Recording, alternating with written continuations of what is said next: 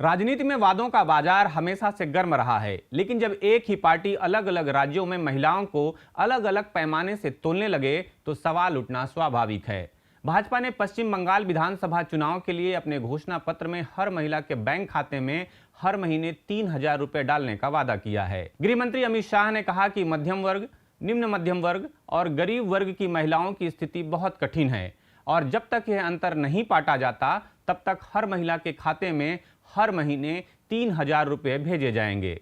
दूसरी तरफ छत्तीसगढ़ में भाजपा की अपनी सरकार है जो महतारी वंदन योजना के तहत महिलाओं को केवल 1,000 रुपया प्रति माह दे रही है। यानी एक ही पार्टी एक जगह 3,000 का वादा और दूसरी जगह केवल 1,000 रुपए। छत्तीसगढ़ की महिलाओं के मन में यह सवाल उठना लाजमी है कि आखिर उनके साथ यह भेदभाव क्यों।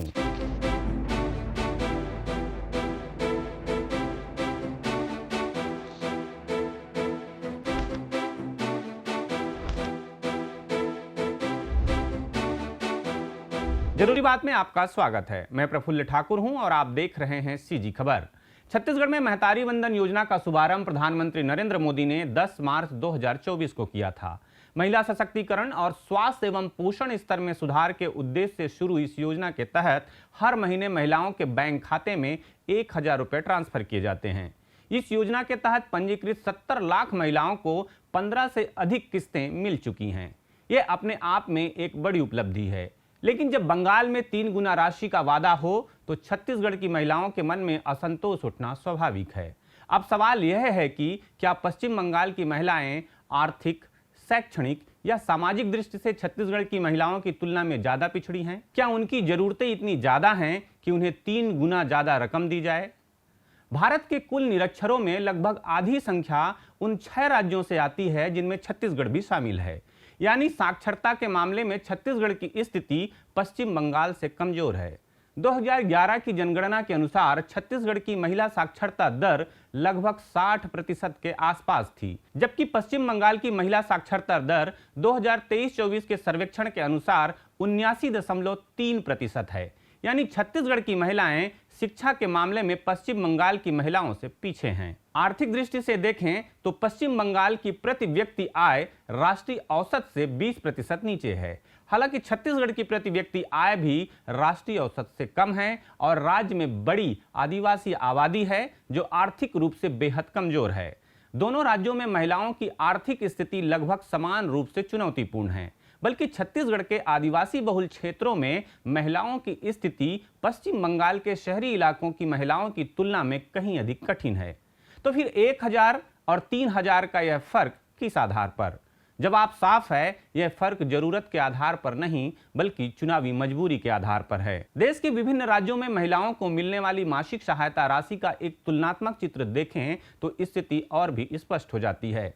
झारखंड सबसे आगे है, जहां मुख्यमंत्री मैया सम्मान योजना के तहत पात्र महिलाओं को हर महीने 2,500 रुपए मिलते हैं। कर्नाटक की गृहलक्ष्मी योजना में परिवार की महिला मुखिया को हर महीने 2,000 रुपया मिलते हैं। महाराष्ट्र में मुख्यमंत्री माझी लाडली बहन योजना के तहत 1,500 रुपया मिलते हैं, जबकि मध्य प्रदेश में लाडली बहना योजना में राशि बढ़ाकर 1,500 रुपये कर दी गई है। हिमाचल प्रदेश की कांग्रेस सरकार की प्यारी बहन सुख सम्मान निधि योजना के तहत पात्र महिलाओं को हर महीने 1,500 रुपये दिए जाते हैं।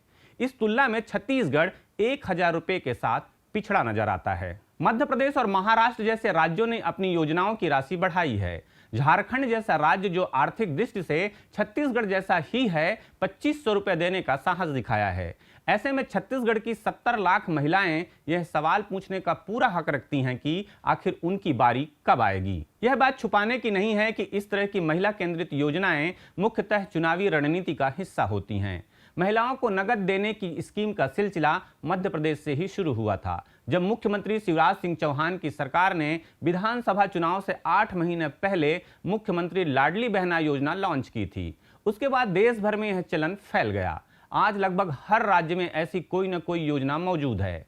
पूरे भारत में लगभग 15 राज्यों में महिलाओं को मासिक या समय समय पर कैश ट्रांसफर योजनाओं के जरिए लाभ दिया जा रहा है और इन योजनाओं का अनुमानित वार्षिक खर्च 2.46 लाख करोड़ रुपए है। पश्चिम बंगाल में अगर भाजपा की सरकार बनती है और 2.21 करोड़ महिलाओं को 3,000 रुपए दिए जाते हैं तो इस योजना का सालाना खर्च लगभग 80,000 करोड़ रुपए होगा, जो राज्य के कुल बजट का 20% होगा।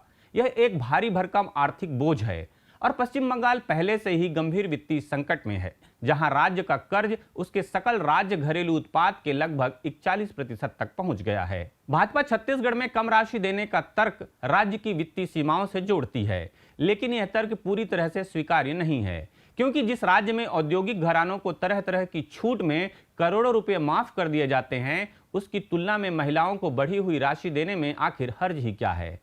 हालांकि राशि न बढ़ाने के पीछे असली कारण राजनीतिक है।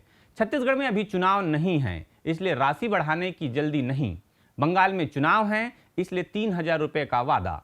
यह राजनीतिक अवसरवाद का सबसे ताजा और स्पष्ट उदाहरण है। राजनीति की दिशा देखते हुए यह अनुमान लगाना कठिन नहीं है कि जब छत्तीसगढ़ में 2028 के विधानसभा चुनाव नजदीक आएंगे तो भाजपा सत्ता बचाने के लिए और कांग्रेस खोई हुई सत्ता वापस पाने के लिए दोनों ही महिलाओं को लुभाने के इस हथियार का इस्तेमाल करेंगे। 3,000 रुपए का वादा छत्तीसगढ़ में भी होगा, यह लगभग तय है। लेकिन इस खुशखबरी के पीछे एक कड़वी सच्चाई भी छुपी है। जब सरकार हर महीने 70 लाख महिलाओं को 1,000 रुपया देती है तो वह एक वर्ष में लगभग 8400 करोड़ रुपए का खर्च है। अगर इसे 3,000 कर दिया जाए तो यह खर्च 25,000 करोड़ रुपए से अधिक हो जाएगा। यह पैसा आएगा कहां से? सरकार के पास एक ही रास्ता है, जनता से वसूली, चाहे वो किसी भी तरीके से हो। पेट्रोल डीजल पर कर लगाओ, बिजली महंगी करो, शराब से राजस्व बढ़ाओ या फिर विकास के दूसरे कामों में कटौती करो। और दुखद यह है कि इस चक्र को जनता खूब समझती है, फिर भी इस राजनीतिक खेल में फंसती रहती है। इस पूरी बहस का एक और अहम पहलू है। आर्थिक विशेषज्ञ और नीति निर्माता अक्सर चेतावनी देते हैं कि ऐसी योजनाएं दीर्घकाल में महिलाओं को श्रम बाजार से दूर करती हैं और निर्भरता की मानसिकता को बढ़ावा देती हैं। 1,000 या 3,000 रुपए से महिला की मूलभूत जरूरतें पूरी नहीं होती, लेकिन इससे शिक्षा, रोजगार और स्वरोजगार पर ध्यान देने की बजाय हर महीने खाते में आने वाले पैसे का इंतजार करने की आदत पड़ सकती है। असली सशक्तिकरण तब होगा जब महिलाओं को बेहतर शिक्षा, स्वास्थ्य सेवाएं, सुरक्षा और रोजगार के अवसर मिलेंगे। नगद राशि एक अस्थायी राहत है, स्थायी समाधान नहीं। छत्तीसगढ़ की महिलाओं को यह समझना होगा कि बंगाल में 3,000 रुपए का वादा उनकी जरूरत से नहीं बल्कि वहां की चुनावी जरूरत से उपजा है। और अगर छत्तीसगढ़ की माताएं बहनें एकजुट होकर यह सवाल पूछें कि हमारे साथ यह भेदभाव क्यों, तो राजनीति की दिशा बदलने में देर नहीं लगेगी। अगले चुनाव में भाजपा और कांग्रेस दोनों 3,000 का दांव जरूर खेलेंगे और उस वक्त छत्तीसगढ़ की महिलाओं को इस सवाल का जवाब भी मांगना होगा कि यह राशि पहले क्यों नहीं दी गई। राजनीति में जब तक जनता सोए रहती है, नेता सपने बेचते रहते हैं। जागी हुई जनता ही सच्चे हक की लड़ाई जीत सकती है। 1,000 बनाम 3,000 की यह लड़ाई केवल पैसों की नहीं, यह छत्तीसगढ़ की महिलाओं की स्वाभिमान और राजनीतिक जागरूकता की लड़ाई है। जरूरी बात में फिर किसी बात पर होगी बात। नमस्कार।